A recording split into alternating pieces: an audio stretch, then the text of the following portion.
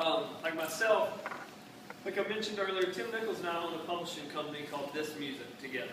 And it is a small, boutique, independent publishing company that's a partnership with Warner Brothers. So Warner Brothers funds our company, and I do all the creative work. What really got me into that was, like you guys, I was just a complete dreamer growing up in East Texas. I grew up in a town of 1,000 people, didn't know anything about the music business, didn't know there was a music business. I just knew that I spent all of my time at the record store and just sitting in my room, staring at the speakers, listening to records and cassettes. And my father had once told me that everything there is in this world, somebody has a job doing it. And whether it's, making this table or cooking food or whatever it is. And so somehow, and I look back and I think he really told me that just in passing. I don't think it was some big, great wisdom he was putting on me. But I somehow pieced together that, man, the only thing I like to do is listen to records. And the songs that I like on the records are the ones that end up getting played on the radio. You buy this cassette and it's got 10 or 12 songs on it, and only 2 or 3 of them get played on the radio. But I was just 12 or 13 and figuring out, man, the ones I always like are the ones that play on the radio. There has to be a job in that somewhere. Because my dad told me everybody's got a job doing something. So I just somehow figured out, well, that has to be my job. And I was just really blessed to be able to figure that out and then kind of chase that path down. And I graduated high school early and ended up getting a job performing at Six Flags Over Texas. And like Tim was saying, he was a performer at Opryland. And I didn't have any desire to want to be a singer or a performer, but growing up in such a small town, I sang in choir and was in drama and played guitar, and got this job while I was in college doing it in front of 10,000 people a day, and I was making great money. But I remember where I was standing and I can literally see the stage and know the costume I was wearing when I was just like, man, I don't want to do this at all. This is not what I want to do. I just want to be in the music business, and here I am performing. Like, how do I not do this? And I saw on TV, there was some television show on the Nashville network talking to Trisha Yearwood.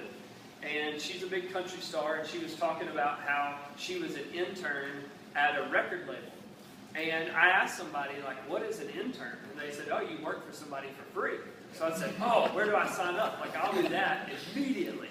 And so I approached the production company that produced our live production shows in Dallas about interning in their office.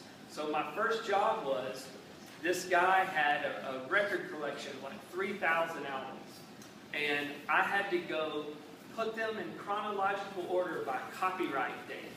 Because this guy, he was the #1 print arranger in the nation for Hal Leonard Music Publishing. So if you've ever been in choir or show choir or sang in church, there's a guy in Dallas who arranges this music into choral arrangements. And lots of times he would have to put together shows of songs of the 40s or songs of the 60s. And so he needed all these records, in order by I could go to this section and say, here's all the records released from 59 to 69 kind of thing. And so, I look back and I go, man, that was an awful job. But I look back and go, oh, this is so exciting. I'm more than happy to do that. But that led me into meeting a guy who was a publisher here in Nashville. And he had a company with Sony Tree. And his job was to sign artists and get them record deals. And he had signed a country artist named Terry Clark and a band named Lone Star and an artist named Red Akins, who all went on to have really successful artist careers. And he was starting a new company with Warner Chappell, and I was looking to move to Nashville, and we just kind of cosmically hit it off. And he said, hey, if you move to town, you can come work in my office, and I'm not going to pay you anything, but I'll start teaching you. So I said, awesome. So I left college, told my parents I'm moving to Nashville, and I moved here, and I didn't know one single soul. And I remember driving into town, it was August 17th, 1996, and just thinking to myself, oh my gosh, what have I done? I'm moving here, I don't know one single person. I'm leaving all my friends, all my family. I'm leaving a full scholarship at college.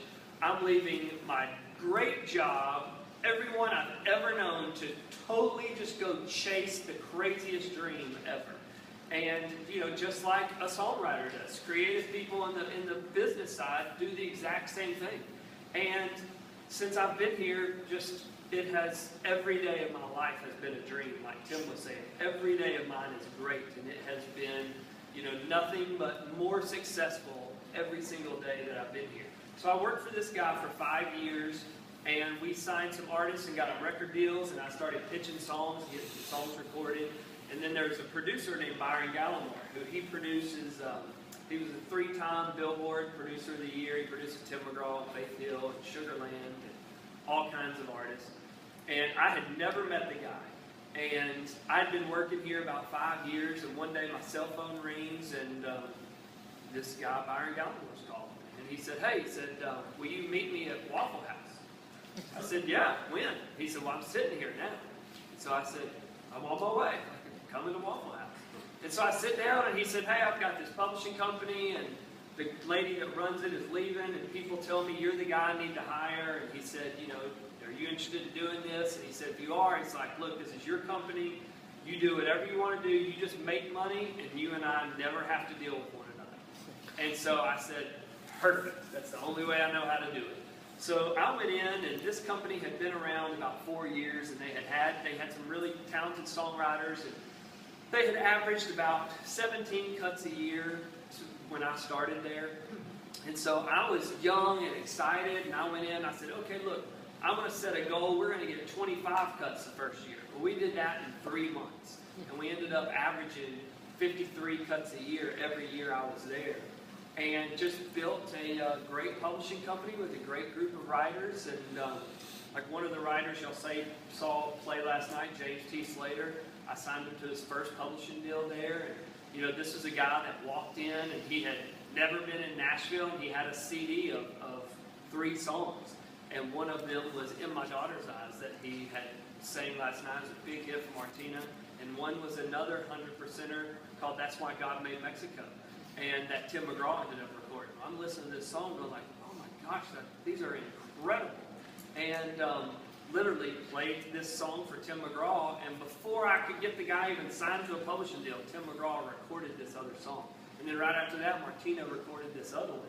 And that just went great from there. And that company had good success. And then I had approached Warner Chappell about starting my own company, and they wanted to do that. And Tim Nichols looked at what he wrote there and wanted to do something different. So we started our own company just over 7 years ago. And since we did that, we started with 0 songs, and really he was the first writer, and I started with 3 songwriters. And now we've had over 20 ASCAP award-winning songs. We've had ASCAP Songwriter of the Year the last 2 years, and we have artists I've got an artist, a record deal with Capitol, and I have a Christian artist that got a record deal with Sparrow, and so it's just been real successful, and such a dream come true every day. I'm the walking, living example of the American dream is alive and well.